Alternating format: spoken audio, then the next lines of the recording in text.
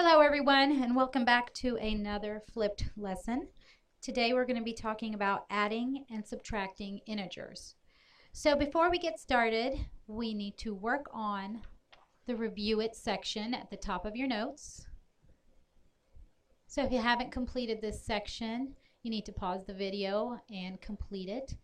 Remember, the Review It section is everything that you need to know so that you can complete these notes with a little prior understanding.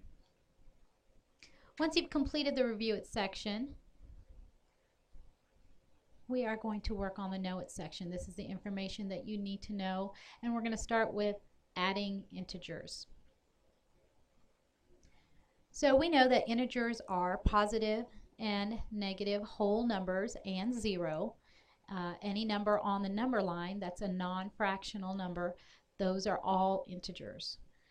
And when we use a number line to add and subtract integers, it helps to know that when we add, we go towards the right, and when we subtract, we move towards the left. So keep that in mind throughout the lesson. Move right to add, move left to subtract.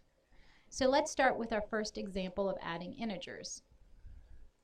We are going to work on 3 plus 7. Now I know all of you can do 3 plus 7 and you don't need a number line, but I want to go ahead and do it on the number line so that when we do the rest of the problems and we start adding negative values into our expressions, that we can know how to use that number line.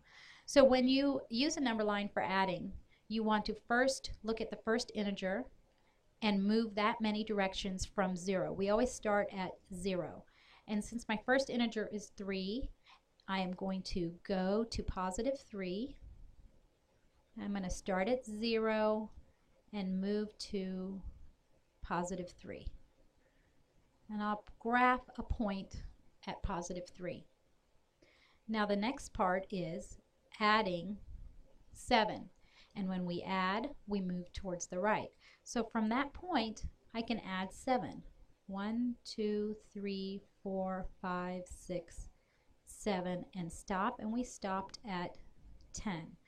So we had a positive 3 and we added a 7 and we get 10.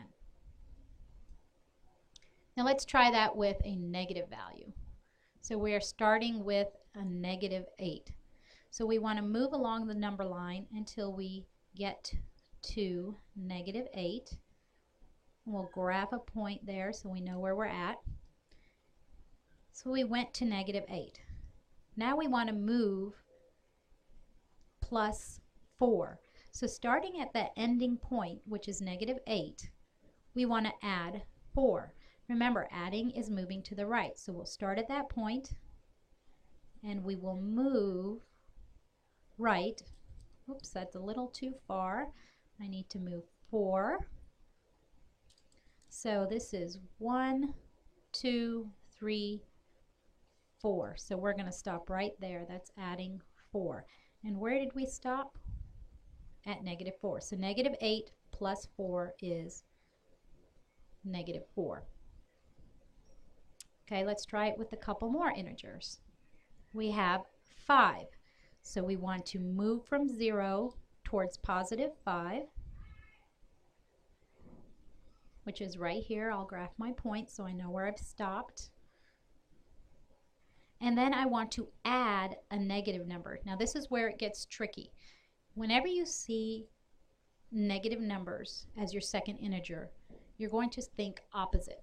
So adding moves right, but I want to do the opposite. So adding a negative 2 instead is going to be, instead of adding, I'm going to do the opposite and I'm going to go back negative 2.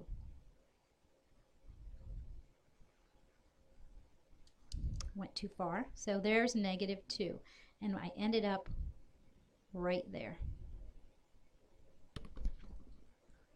So this is like a subtraction. It's the opposite. So 5 plus negative 2 is 3. So now we have another problem, and it's similar to the last one, where we have another negative value. Now we can move to -3, graph our point, that's where we're at, and from there we want to add a -6. So I want to think opposite. Instead of adding a -6, I want to subtract -6. So normally adding would go towards the right, but I'm going to do the opposite. 1, 2, 3, 4, 5, 6. And I end up at -9. So -3 plus -6 is a -9. So take a moment to pause the video and try it on your own. 4 problems similar to the ones above, so use those as your examples. And remember, right here, we're adding a negative number. So you want to think opposite when you move along the number line. That will help you figure out the answers.